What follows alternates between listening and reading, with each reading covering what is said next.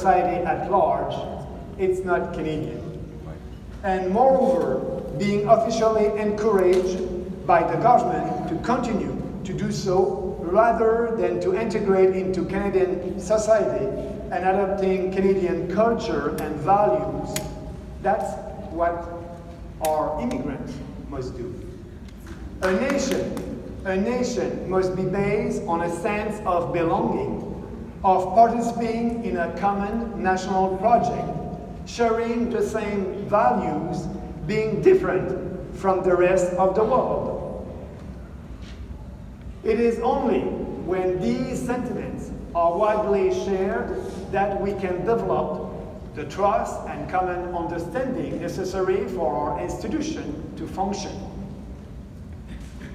Our country was almost torn apart because of the misunderstandings between Francophone Quebecers and the rest of Canada. Many members of our First Nation feel alienated from Canadian society. So, why would you want to emphasize cultural, religious, and ethnic differences, which have been one of the main causes of conflict throughout human history?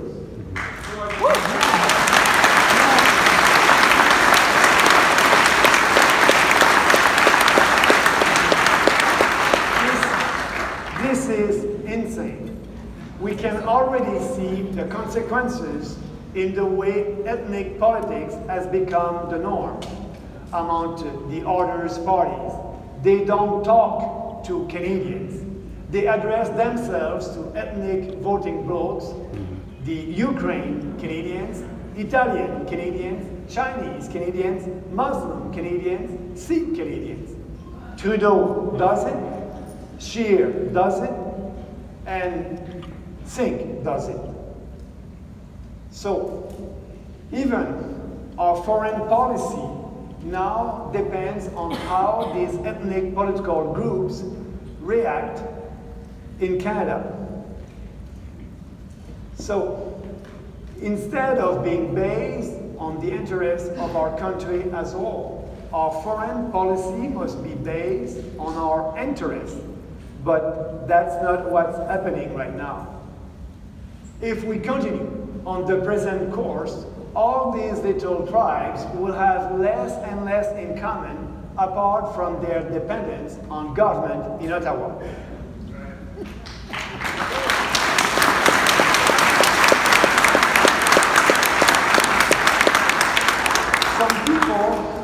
Some people here in Canada have accused me of abandoning my free market ideas because I talk about these issues. But this is totally misguided. Mass immigration, open borders, unvetted immigration, extreme multiculturalism, all of this has nothing to do with freedom. On the contrary, it's a very dangerous type of social engineering. It amounts to large-scale government intervention in society and culture. It will bring increasing cultural balkanization, distrust, social conflict, and potential violence, as we are seeing in other countries where divisions has reached a critical level. In his 1991 book on multiculturalism, the late advisor to John F. Kennedy, Arthur Schwarzenegger, warned that, and I want to quote him, warned that countries break up with the that countries break up when they fail to give ethnically diverse people compelling reason to be themselves and as a part of the same nation. So these immigrants, these people, must be themselves and part of one nation. 3 years later, Canadian author Neil Bisundat published A Selling Illusion, The Cult of Multiculturalism in Canada. That's a very good title. Bisundat wrote that encouraging ethnic differences leads immigrants to adopt a psychology of separation from the mainstream culture. And he blamed multiculturalism for creating enclaves that isolate ethnic groups at the expense of the unity and cohesion of our society.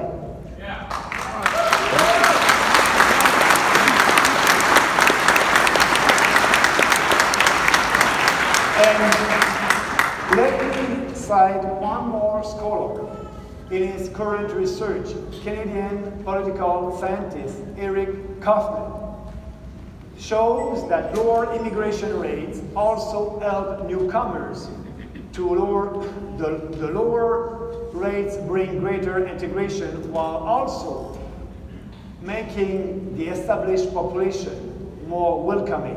And I believe that.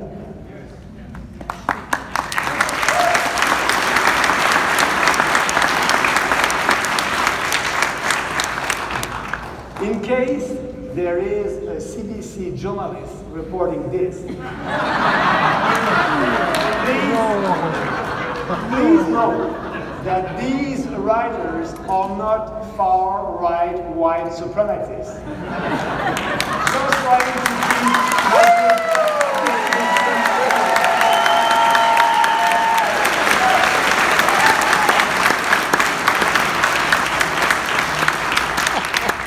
and let's stop being politically correct. Yeah. We must recognize that not all values, not all social customs, not all cultures are equally valuable.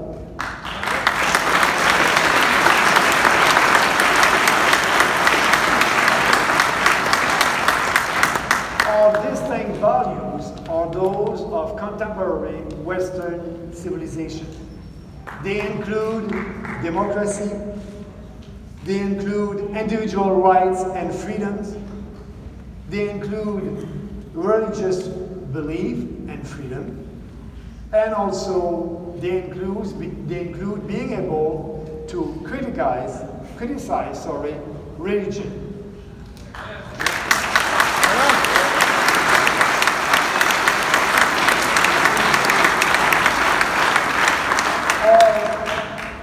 Our distinct values also include equality between men and women, the equal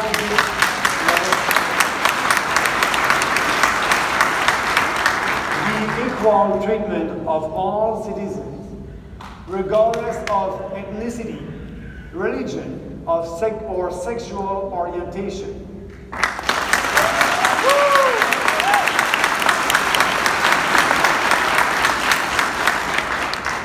That include also the rule of law, separation of state and religion,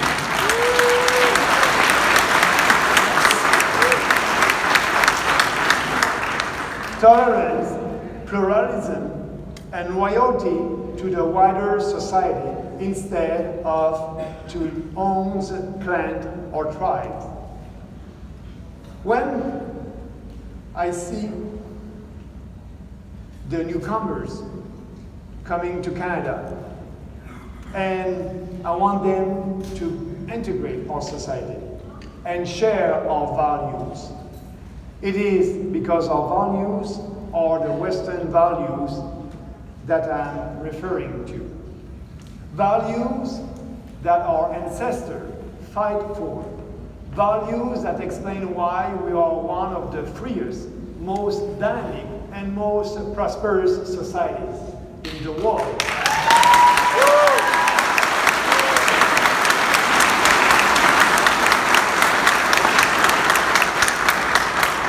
Classical liberal values.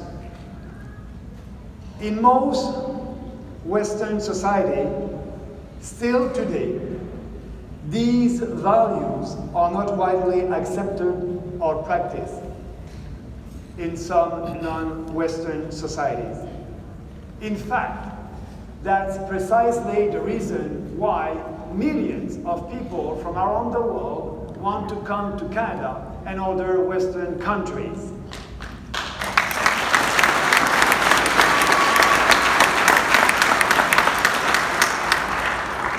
Among the threats to our values and way of life is political Islam, or Islamism, the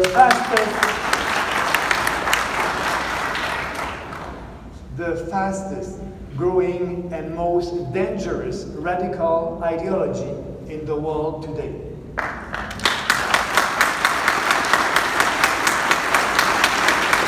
Which is responsible for so much violence in so many countries. There is growing evidence that Islamists are pushing their agenda here in Canada with the support of money coming from Middle East. One of the main critics of Islamism in Canada is our star candidate, Professor Salim Mansour.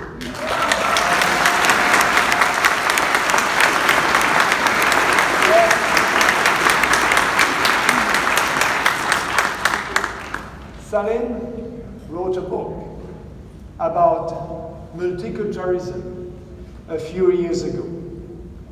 In it, he described official multiculturalism sponsored by the state and enforced by Human Rights Commission, acting as the police, as a lie.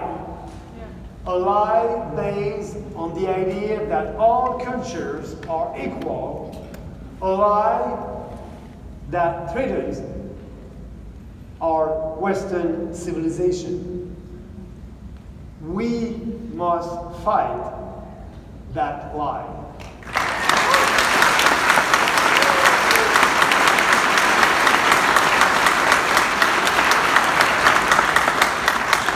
And the biggest peddler of this lie in our country is, of course, Justin Trudeau.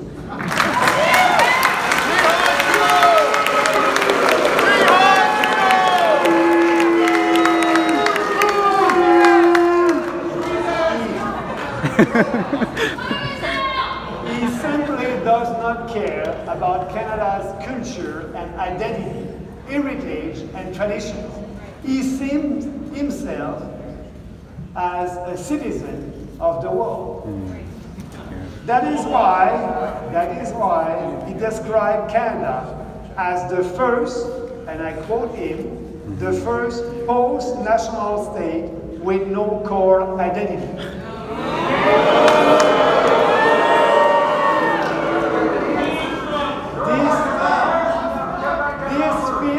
This fits with his support for globalism and for the United Nations. I'm not exaggerating when I accuse the Liberals of putting Canada on a road to destruction. Because if we allow Trudeau to implement his globalist vision, Canada will eventually cease to exist as a distinct nation.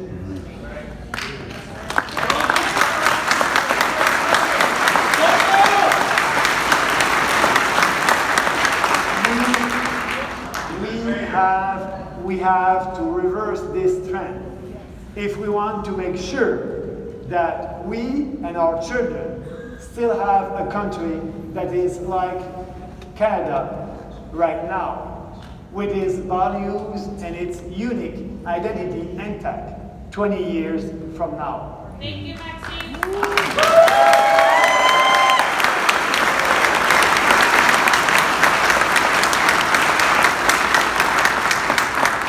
Let me move on to another argument. The main argument that is presented in favor of immigration or mass immigration is the economic one. Immigrants bring their skills, their entrepreneurship, and their dreams. They feel manpower